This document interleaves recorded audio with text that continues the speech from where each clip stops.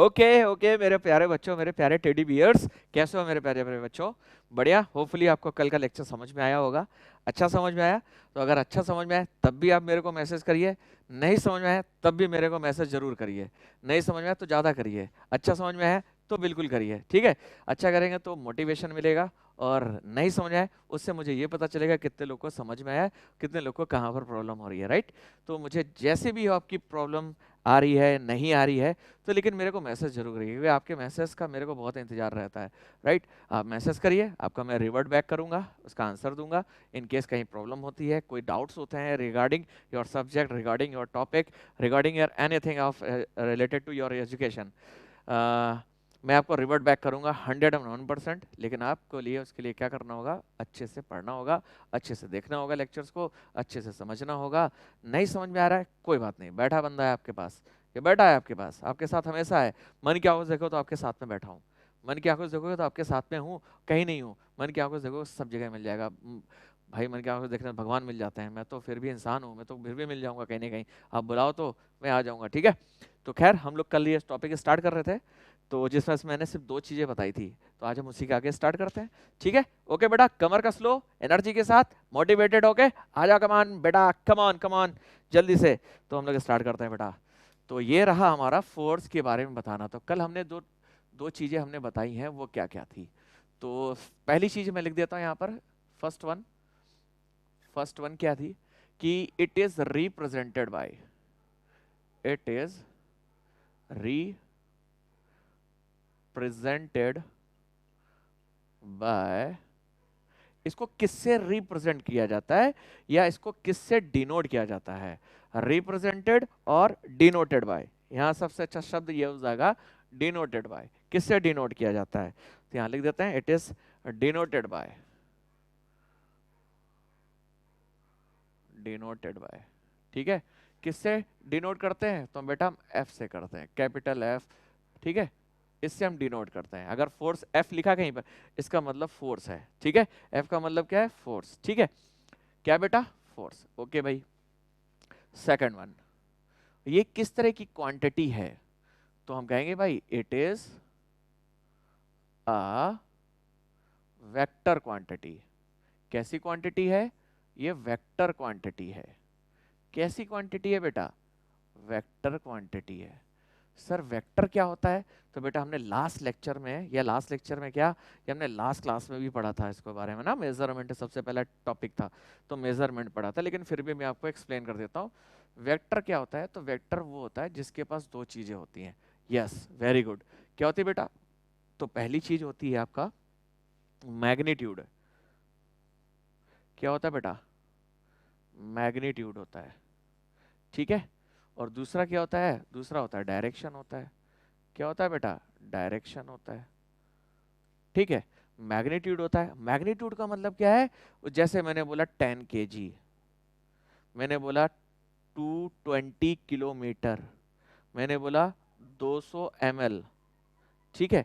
ये सारी चीजें, अब इनको देखिए, ये क्या है? ये यूनिट्स हैं। ये क्या है बेटा? यूनिट्स। ये क्या है? यूनिट्स। ये यूनिट है, ये यूनिट है, ये यूनिट है। ये जो नंबर लिखे हैं ना, ये इनको मैं दूसरे कलर से दिखा देता हूँ। ये जो नंबर है, ये, इन्हीं नंबर को हम बोलते हैं मैग्नीट्यूड। इन्हीं नंबर को हम क्या बोलते हैं? मैग्नीट्यूड, ठीक है?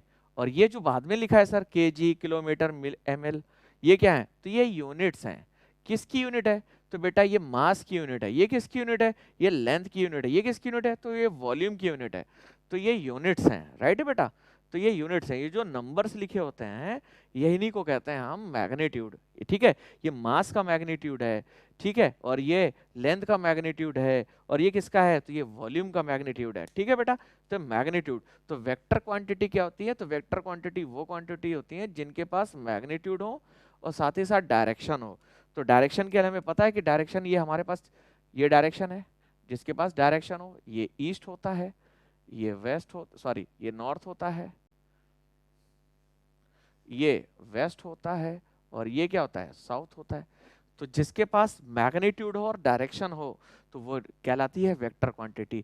ये दोनों ही चीजें किसके पास होती है? ये फोर्स के पास होती है। कैसे, समझाता हूं।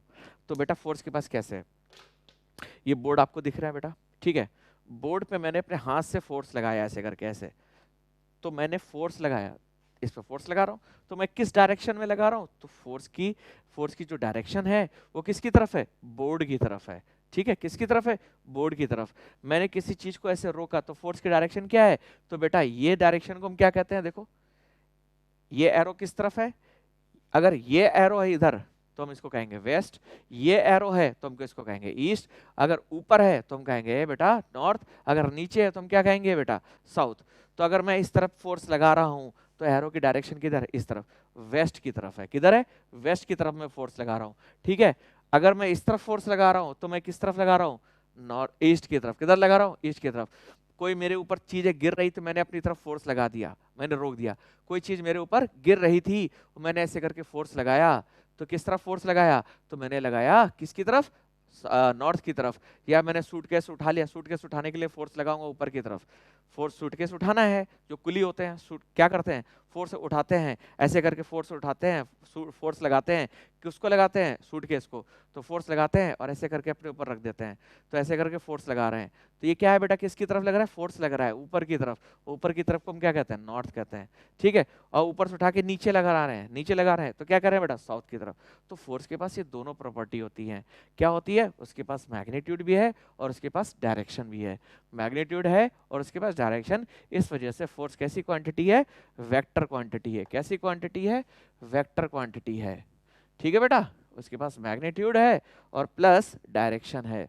मैग्नीट्यूड है और डायरेक्शन है, मैग्नीट्यूड है और प्लस डायरेक्शन है। और ये दोनों क्वांटिटी क्या होती हैं? ये दोनों क्वांटिटी को मिला के हम क्या कहते हैं? वेक्टर है। तो फोर्स कैसी क्वांटिटी है? वेक्टर क्वांटिटी है। थर्ड वन देखिए, थर्ड वन क्या है? इसका फॉर्मूला। तो थर्ड वन क्या है? Formula.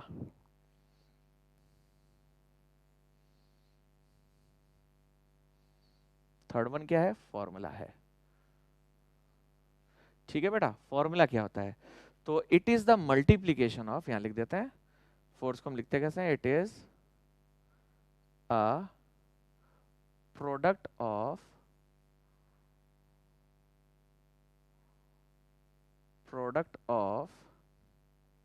it is a product of mass m and acceleration,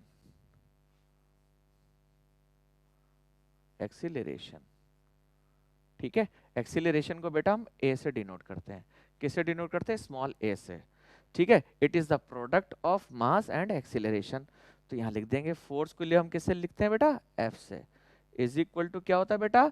तो मास m और किसका मल्टीप्लाई होता है? तो बेटा एक्सीलरेशन का। किसका? एक्सीलरेशन का। तो ये फोर्स का फॉर्मूला है। ये किसका फॉर्मूला है? फोर्स का फॉर्मूला।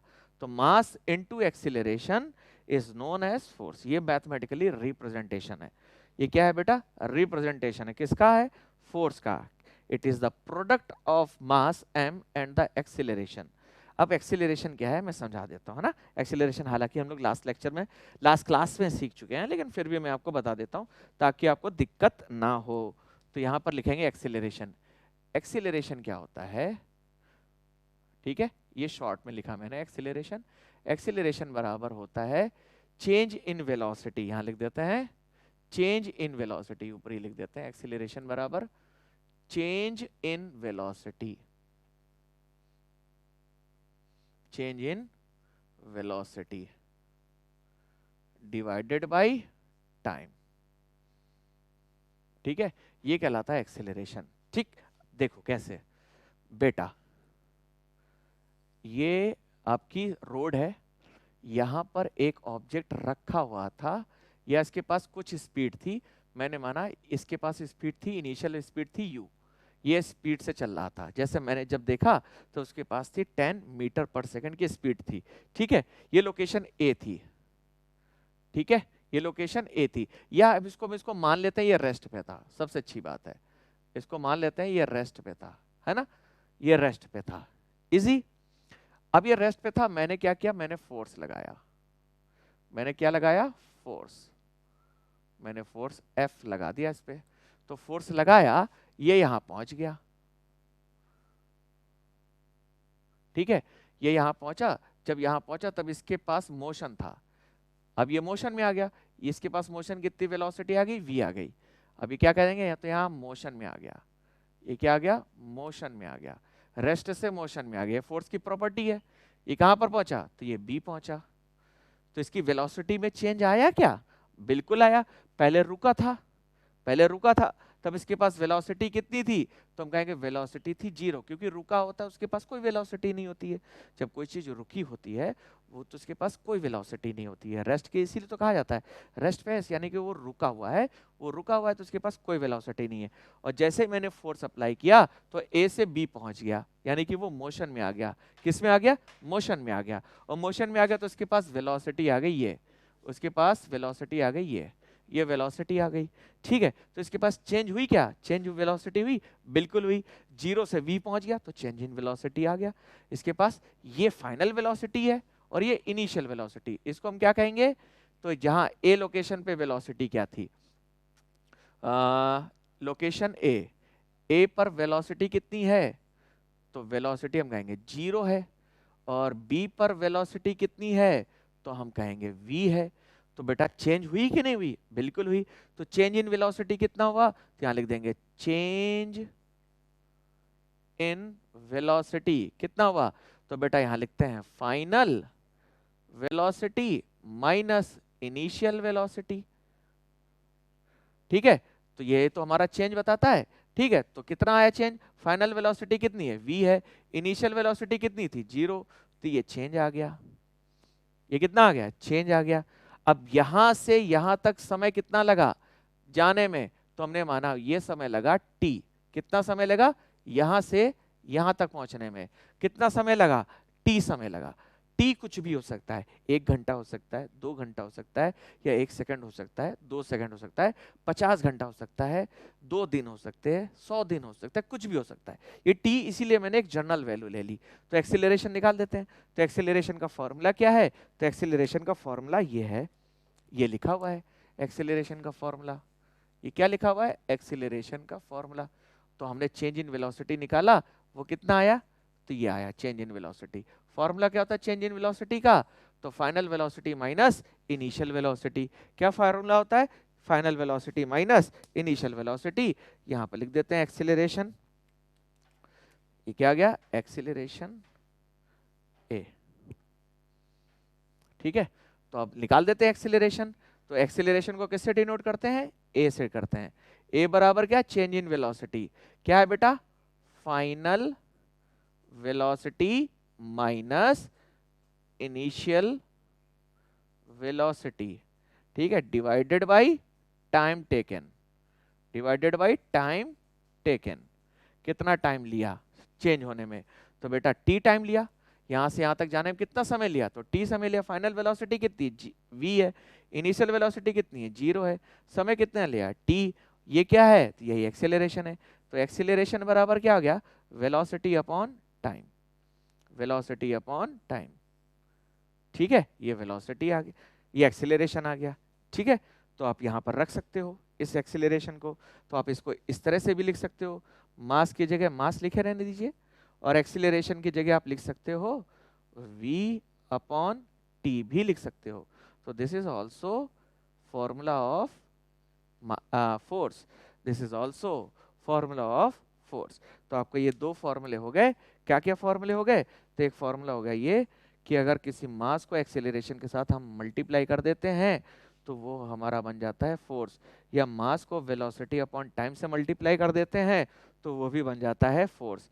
यहाँ पर m क्या है, तो m कहलाता है मास, m क्या कहलाता है, मास। और a क्या कहलाता है, तो a कहलाता है एक्सीलरेशन। क्या कहलाता है, एक्सीलरेशन। v अपॉन टी क्या होता है, ये भी एक्सीलरेशन है। v अपॉन टी क्या होता है, ये भी एक्सीलरेशन है, क्योंकि हमने फॉर्मूले से निकाल दिया, ये भी क्या है, एक्सीलरेशन है। इज इट क्लियर बेटा, समझ में आ गया मेरे बच्चे, ठीक है। जल्दी से नोट कर लो, हम आगे बढ़ते हैं। हम क्या बढ़ते हैं, आगे बढ़ते हैं। ठीक है, चलो, तो ये हमने निकाल दिया मैथमेटिकली रिप्रेजेंटेशन। क्या कर दिया, कैसी क्वांटिटी है, वेक्टर क्वांटिटी है। कैसी क्वांटिटी है, तो हम कहेंगे वेक्टर क्वांटिटी है। ये कैसी क्वांटिटी है, तो भैया ये वेक्टर क्वांटिटी है। कैसी क्वांटिटी है, वेक्टर क्वांटिटी है। ठीक है बेटा, समझ में आ गया। अब आगे बढ़े हम, चलो आगे बढ़ते हैं। तो ये हमने मैथमेटिकली रिप्रेजेंटेशन सीख लिया। अब हम इसकी यूनिट्स की बात भी कर लेते हैं। इसकी यूनिट क्या होती है ना। सारी यूनिट्स हमने मेजरमेंट में 7th में पढ़ा है। क्या क्या पढ़ा है, तो बेटा 3 तरह की यूनिट्स होती हैं। कौन कौन सी होती हैं, तो एक होती है एमकेएस यूनिट, और एक होती है सीजीएस यूनिट, और एक होती है एफपीएस यूनिट। एमकेएस यूनिट क्या होती है, तो M is responsible for metre यानी कि लेंथ, और के का मतलब क्या है, किलोग्राम, और एस का मतलब क्या है, एस का मतलब है सेकंड। एस का मतलब क्या है, सेकंड है। अच्छा, सीजीएस में सी क्या है, तो सीजीएस में सी लेंथ के लिए रिप्रेजेंट किया जाता है, यानी कि छोटी यूनिट है सेंटीमीटर। जी का मतलब क्या है, ग्राम है। एस का मतलब क्या है, सेकंड है। एफपीएस में एफ क्या है, फुट, फिर पी क्या है, पाउंड, एस क्या है, सेकंड। ठीक है, तो हम अब इसकी यूनिट्स पढ़ेंगे।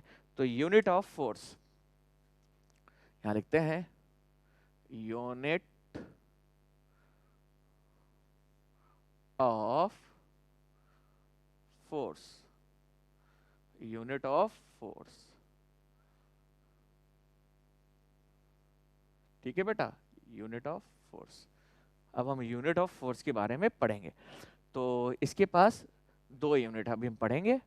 तो पहले पढ़ेंगे बेटा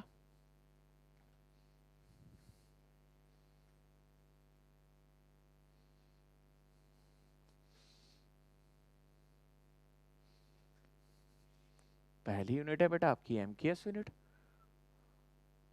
यहां लिखेंगे एम के एस यूनिट। ठीक है, क्या लिखेंगे बेटा, एमकेएस यूनिट। ठीक है, एमकेएस यूनिट है। और दूसरी क्या है, सीजीएस यूनिट है, सी जी एस यूनिट। ठीक है, तो फोर्स की 2 यूनिट है, एक है एमकेएस यूनिट और दूसरी है सीजीएस यूनिट।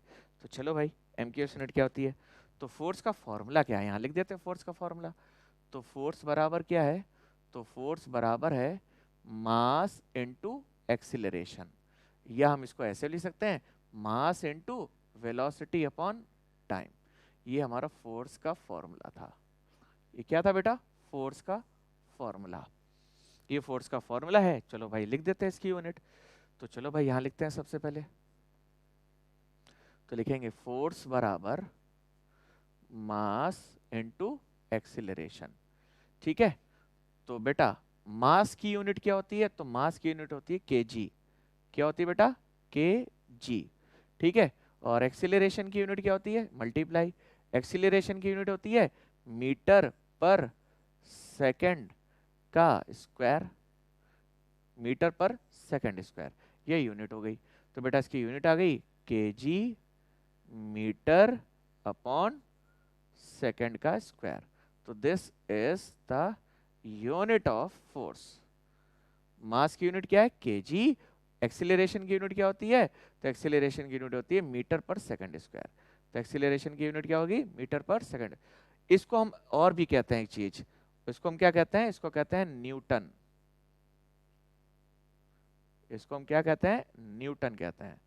ठीक है, ये न्यूटन को रिगार्ड देने के लिए ये किसके बराबर होता है, तो KG metre per second square के बराबर होता है। तो अगर मास हमारा क्या है, एफ मास एम जो है वो 1 kg है। कितना है बेटा, 1 kg। और एक्सीलरेशन जो है वो 1 मीटर पर सेकंड स्क्वायर है। क्या बेटा, एक्सीलरेशन कितना है, 1 मीटर पर सेकंड स्क्वायर है। तो जो फोर्स की यूनिट होगी, तो फोर्स बराबर क्या हो जाएगा, तो 1 kg into 1 metre per second square. वो किसके बराबर हो जाएगा, तो हो जाएगा 1 न्यूटन के। किसके बेटा, 1 न्यूटन के। ठीक है, 1 न्यूटन बराबर कितना होता है, तो 1 न्यूटन बराबर होता है 1 केजी पर मीटर पर सेकंड स्क्वायर। तो ये हो गई इसकी यूनिट। ठीक है, सीजीएस यूनिट देख लेते हैं। तो सीजीएस यूनिट में क्या करते हैं, तो सीजीएस यूनिट में पता है केजी को ग्राम में चेंज कर देंगे, मीटर को सेंटीमीटर में चेंज कर देंगे, केजी बन गया। ठीक है, तो भाई देख लेते हैं, तो यहाँ पे लिखेंगे भाई, तो F बराबर, फिर से फॉर्मूला लिख देंगे, क्या लिख देंगे, मास इनटू एक्सीलरेशन। तो मास की यूनिट क्या होती है, तो मास की यूनिट होती है केजी, और एक्सीलरेशन की यूनिट क्या होती है, तो मीटर पर सेकंड स्क्वायर होती है। अब ये क्या है, तो एमकेएस यूनिट है, इसको हम एसआई यूनिट भी कहते हैं। आपको मैंने बताया था ना, एसआई यूनिट ने क्या था, एमकेएस को ऑप्ट कर लिया था। अब इसको चेंज करते हैं, किस में चेंज करना है, तो सीजीएस में चेंज करना है। किस में चेंज करना है, तो सीजीएस में। तो बेटा केजी के जगह आप ग्राम लिख दीजिए, क्या लिख दीजिए, ग्राम लिख दीजिए। मीटर की जगह आप सेंटीमीटर लिख दीजिए, और बेटा सेकंड की जगह तो सेकंड ही रहने दीजिए। ठीक है, तो ये बन गई आपकी सीजीएस यूनिट। ठीक है, क्या हो गई, तो लिख देंगे gram centimetre upon second square. तो ये कौन सी यूनिट है, तो ये है सीजीएस यूनिट। ये कौन सी यूनिट है, सीजीएस यूनिट। ये किस में है, जब आपका मास कितने हैं, तो आपका मास आपका 1 ग्राम है। ठीक है, तो इसको हम कहते हैं डाइन, DYNE, इसको हम क्या कहते हैं, डाइन। ठीक है, सीजीएस यूनिट को, सीजीएस यूनिट ऑफ फोर्स को हम क्या कहते हैं, डाइन। ठीक है बेटा, डाइन कहते हैं।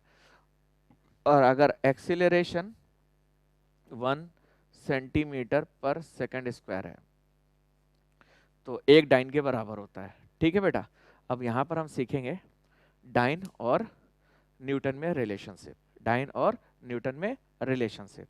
चलिए इसके बाद देखें, relation of the, relation between, heading डालिए सभी लोग, रिलेशन बिटवीन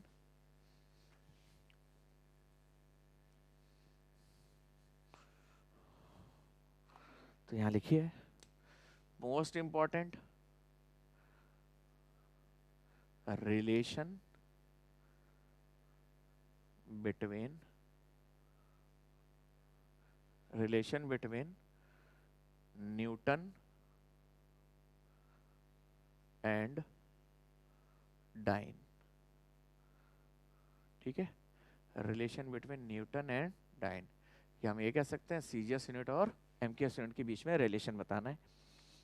तो भाई चलो, तो 1 न्यूटन कितने के बराबर है, तो यहां लिखते थे 1 न्यूटन कितने के बराबर था, तो 1 केजी।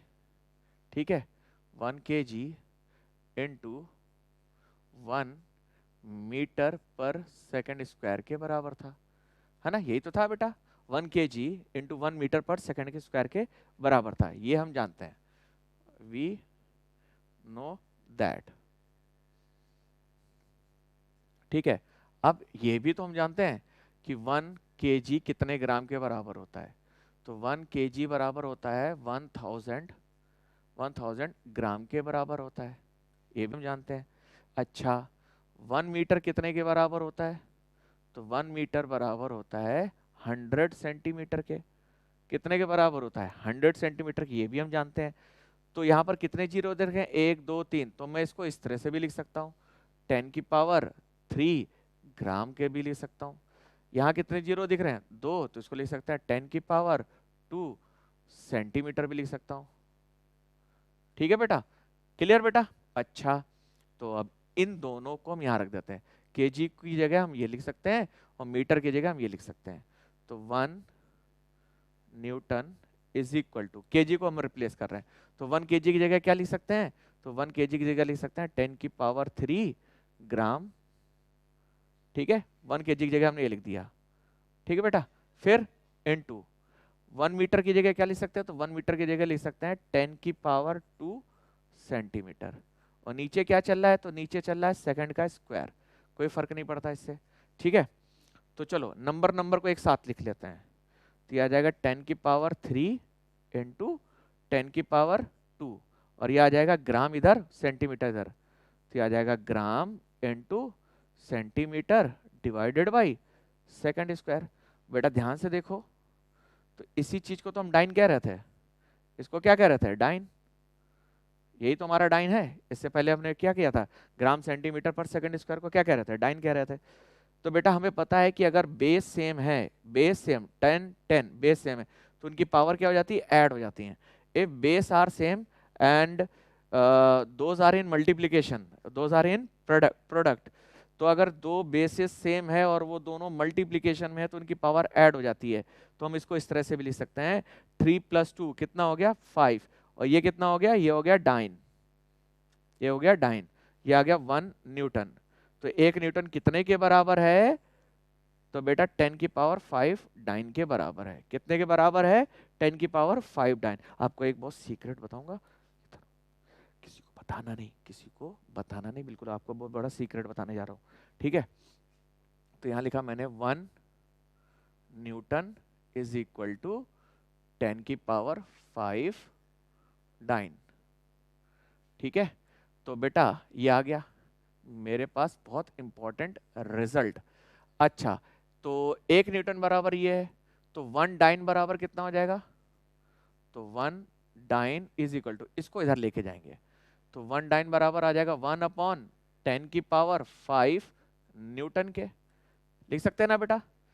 अब हमें पता है कि अगर डिनोमिनेटर से न्यूमरेटर में चेंज करते हैं, इसको ऊपर लेके जाते हैं, तो पावर क्या हो जाती है, चेंज हो जाती है। अगर प्लस है तो माइनस, माइनस है तो प्लस। हमें पता है कि अगर न्यूमरेटर से डिनोमिनेटर या डिनोमिनेटर से न्यूमरेटर में चेंज करते हैं तो उनकी पावर चेंज हो जाती है।